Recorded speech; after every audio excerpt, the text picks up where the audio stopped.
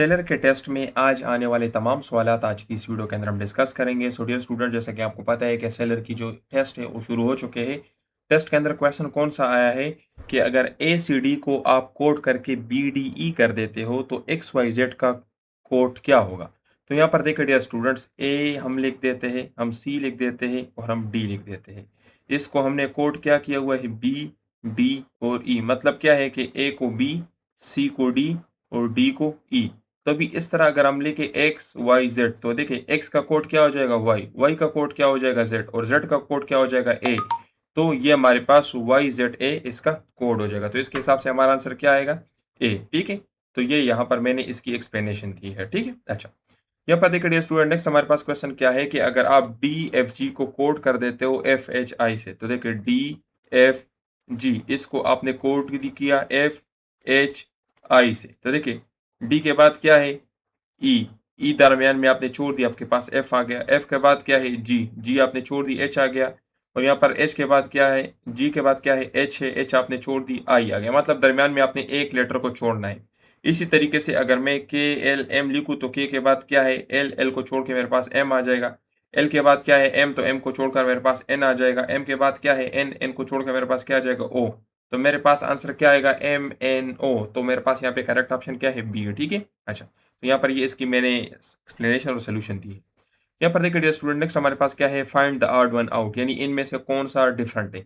यहाँ पर पहला ऑप्शन क्या है पेन, पेंसिल, एरेजर और इंक। तो यहाँ पर देखिए ये सी हमारे पास डिफरेंट है, क्यों? क्योंकि जितनी भी चीज़ें चाहे पेन है, पेंसिल है या इंक है, इनको हम लिखने के लिए इस्तेमाल करते हैं, लेकिन एरेजर को मिटाने के लिए इस्तेमाल करते हैं। तो इसलिए यहाँ पर डिफरेंट क्या है एरेजर। ठीक है, अच्छा।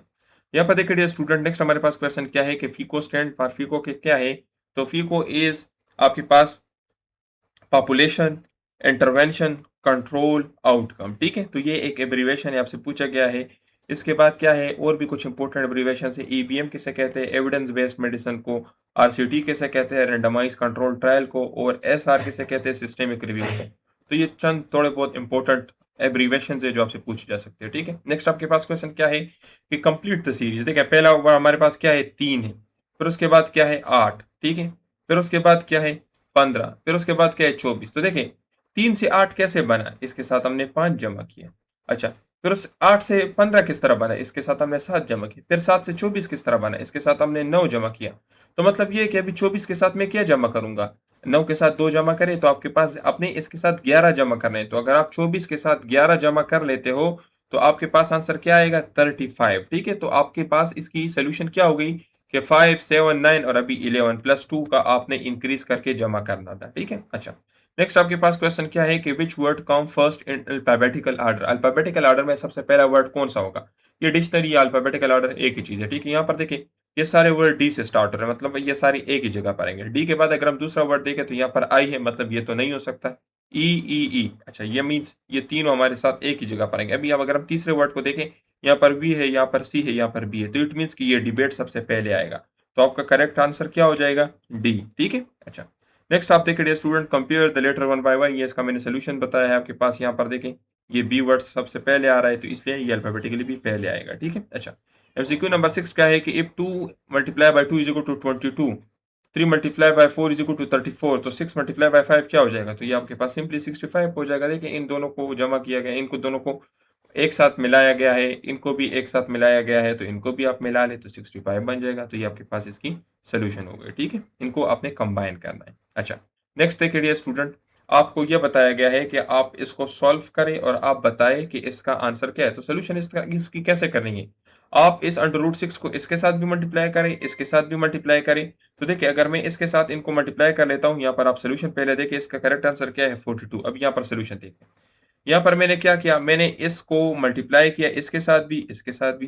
तो देखिए इसके साथ मल्टीप्लाई करने से ये क्या आ गया, ये मेरे पास आ गया। अभी अगर इसको मैं सॉल्व कर लूँ सबसे पहले इसको, तो यहाँ पर मेरे पास है 6 मल्टीप्लाई बाय 24। ठीक है, ये बात क्लियर हो गई। 6 मल्टीप्लाई बाय 24 ये मैं कर लेता हूँ तो मेरे पास 144 आ जाता है। 144 की अगर मैं स्क्वायर ले लूँ तो मेरे पास 12 आ जाता है। तो ये 4 मल्टीप्लाई बाय 12 क्या है, ये 48 के बराबर है। अभी मैं इसकी भी लूंगा, तो इसके साथ भी अगर मैं 6 को मल्टीप्लाई करूँ तो देखिए ये मेरे पास 6 स्क्वायर आ जाएगा और इसकी अंडर रूट के साथ कैंसिल हो जाएगा, तो आंसर 6 आ जाएगा। तो ये मेरे पास क्या है 48 माइनस 6, तो 48 से अगर आप 6 को माइनस करें तो आपके पास आंसर क्या आएगा 42। तो इस तरह के क्वेश्चन आपके इनिशियल टेस्ट में या अंडर रूट वाले लाजमी आते हैं, ठीक है। अच्छा, नेक्स्ट ईयर स्टूडेंट, अगर आप हमारे टेस्ट पासिंग गारंटीड कोर्स को बाय करना चाहते हैं, इसके अंदर हम आपको वर्बल नॉन वर्बल आईक्यू के क्वेश्चंस भी देंगे, कंप्लीट एकेडमिक भी कवर करेंगे, और ये सेलेक्टेड नोट्स होंगे आपके सेंटर के मुताबिक। टेस्ट से पहले गेस एमसीक्यू भी देंगे। अभी अल्हम्दुलिल्लाह हमारे तकरीबन टोटल 15 स्टूडेंट्स अपने टेस्ट क्लियर कर चुके हैं। तो अगर आप भी चाहते हैं कि आपका टेस्ट क्लियर हो, आपको गेस पेपर मिले और टीचर सपोर्ट आपको मिले, तो आप हमसे रब्ता कर सकते हो। नोट्स के ऊपर हमने डिस्काउंट लगाया हुआ है, 1500 के आपको नोट्स मिलेंगे और 2 से 3 दिन में इससे आपकी तैयारी हो जाएगी। तो अगर आपके ज़हन में कोई भी सवाल है या नोट्स को बाय करना चाहते हैं, अगर आप नोट्स को बाय करना चाहते हैं, तो हमारे इस नंबर पर रब्ता करके आप इनको बाय कर सकते हैं।